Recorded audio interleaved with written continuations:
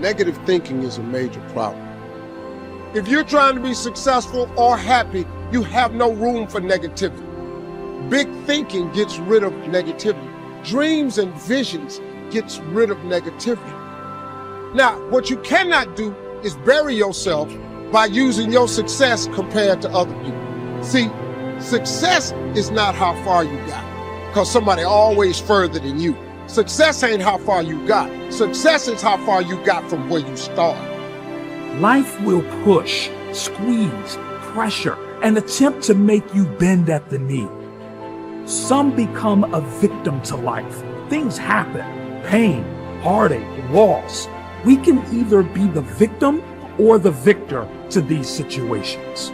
So until your mind is open to the possibilities that I can do this, you would never be able to do it. Once the mind starts to believe it can be achieved, it then, only then, does it start to break down tactically how we can do this. Until then, you're gonna always lose. For me to understand, for me to be better, for me to be stronger, I must learn to suffer a little bit. I must learn to struggle a little bit. I cannot reap the rewards of success without understanding about struggles. If you want to go somewhere that only you would go, if you want to create something new and really live a life that was meant for you, because it's literally crafted by you, you have to take the first steps on faith. If you have a dream, don't just sit there. Get your ass up and make something happen. Sometimes you just have to move. Do something. Make a call. Reach out to someone. Google something. Learn something new. Set out what you believe in. Lay out the power you have. Actually, lay out the power that you have always had. Use this, become this, and have it.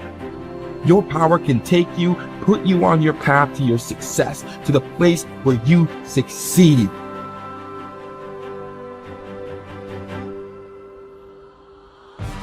You have, and you always will have this potential to improve, this potential to adapt, and this potential to change. This is what you've been working for. Go on and receive that. Trying to get insight and see life as a puzzle, and your goal in life is to seek the adventures that piece the puzzle together. Who are you? You're the thing that transforms who you are. Now, you're also who you are, but on top of that, you're the thing that transforms who you are. You are the thing that is, and you're the thing that becomes. And you should put the thing that becomes at a higher place than the thing that is. That means you also have to allow yourself to shake off those things about you that you might be pathologically attached to, habits and people, for that matter, ways of thinking, all of those things. You have to allow yourself to shake those off, and that's more like a burning. That's why the phoenix is the symbol that it is, right? It's old and it deteriorates, it bursts into flame, and then it's reborn. It's like, well, do you want to be reborn? It's like, it's not the question. The question is, do you want to burst into flame? And the answer to that generally is no, but that's the wrong answer. The right answer is you let all that nonsense burn away. And you know, you might say, well, I don't know what I should leave behind. And the answer to that is, that's a lie. You know some of the things that you should leave behind. All you have to do is ask yourself. You'll come up with a list instantly of 100 stupid things that you're doing that you know you could stop doing. Some of them maybe you don't know you could stop doing. It's like, well, fine, leave those alone for now. But there's a bunch of things you perfectly know well that you could stop doing that would improve your life. And so do that, see what happens. That's a good idea. What's really interesting is self-value, real self-worth comes from doing hard things. We keep talking about self-love. We keep talking about loving yourself, believing in yourself. That happens naturally when you go through something difficult. Everyone who's listening right now, I guarantee has been through something difficult. Maybe they lost a friend. Maybe they've been through cancer. Maybe they lost their job and had to rebuild. Maybe they completely got destroyed during the pandemic and had to figure everything out with their health. The point is, we've all done hard things. And self-worth and self-value comes from recognizing the hardship you've been through, and the growth that you made during that time. Now, if you're someone who's listening and saying, Jay, well, I'm not sure I've been through anything that challenging, well, that's your challenge. Go and figure out what it is that you want to do that's hard. Is it developing a new skill? Is it getting a qualification? Is it starting that business or dream that you've always wanted to do? What's that difficult thing you're going to do on your own, with your friends, with the support of whoever's around you, but not with the crutch or the handicap of a partner? What are you going to build as a skill, as a tool, as a value yourself that's going to make you say, I've done something? And that's the beginning of it. The beginning is, I've done something and I did that and I can do that. And when you do that, yes, there's going to be, you're going to validate the wrong things. You're going to give yourself praise for the wrong things. You're going to go through ego. You're going to do all of that. But there's still a belief of, I can do hard things. I can do hard things by myself. And I know what value I bring to a relationship. Persistence is self-discipline in action. Your ability to persist in the face of all setbacks and temporary failures is essential to success in life. Napoleon Hill said, persistence is to the character of man as carbon is to steel. The primary reason for success is persistence. And likewise, the primary reason for failure is lack of persistence, quitting too soon. There is a direct link between self-discipline and self-esteem. Each time you discipline yourself to do what you should do when you should do it, whether you feel like it or not, your self-esteem increases. Each time you persist and force yourself to continue on, even when you feel like quitting, your self-esteem goes up. Each act of self-discipline strengthens every other act of self-discipline. Every act of persistence strengthens every other act of persistence.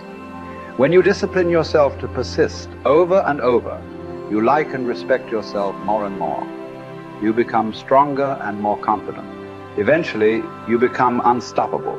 Persistence is its own reward.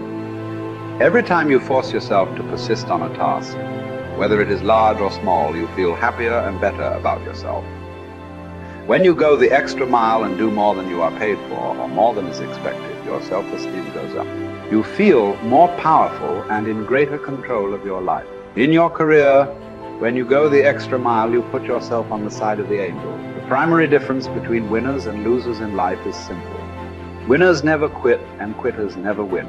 You can increase your ability to persist by talking to yourself positively. Say these words, I am unstoppable. Before you begin any major undertaking, pre-program yourself by telling yourself, I never give up. Before you can achieve anything worthwhile in life, you have to pass the persistence test. This is usually a snap quiz sprung on you unexpectedly with no warning. You suddenly face a major setback, problem, temporary failure, or even a complete disaster. When this happens, remind yourself that this is the testing time. This is when you demonstrate what you are really made of. This is when you show yourself and others the strength of your character and your true determination to succeed, your ability to respond effectively to setbacks. Your level of responsibility is the measure of your readiness to succeed. When you experience a major setback or problem, you will feel temporarily stunned. This feeling is very much like a punch in the emotional solar plexus. You will be stopped for a few seconds or a few minutes. During this period, you will often feel discouraged or experience self-pity. You will say, why me? However, it is not how far you fall that counts, but rather how high you bounce. Your aim is to bounce back as quickly as possible. Resilience in the face of unexpected reversals is vital to long-term success. Remember the warrior's creed. I will lay me down to bleed a while and then rise and fight again. Don't be surprised, shocked, or set back when things go wrong. Your best laid plans will often fall apart. Instead, expect disappointments and setbacks as a part of life. Take a deep breath, pick up the pieces, and continue onward. Our minds, our thinking controls our destinies here on Earth to a degree totally unsuspected by the great majority of people. When you think about it a moment, it becomes so obvious, so clear and simple. Well then, if we become what we think about, and if we can control our minds, we can pretty well tell our own future. And that's the point I want to make. That's what I meant when I said earlier that each one of us is the architect of the structure fashioned by our years. This means that if we're confused about what we wish to become or accomplish, our lives, our environment will mirror that confusion. It also means that if we know what it is we seek, that it must be accomplished. Barring an act of God or a catastrophe over which we have no control, we as individuals can call our own shots for the rest of our lives. We can know what it means to go through life from one success to another, to play life according to the rules and reap the rewards. We can know what it means to have peace of mind and live calm, cheerful, successful lives. You are at this moment the sum total of your thoughts to this point, for there is nothing else you can be. And 5 years from now, you can be and have anything you set your entire mind and heart upon. Today is another good day. Unlock the path to your best self. Discover the transformative power of the 12 happy life secrets. Embrace all of them and watch your happiness thrive. Remember, your happy life is an inside job.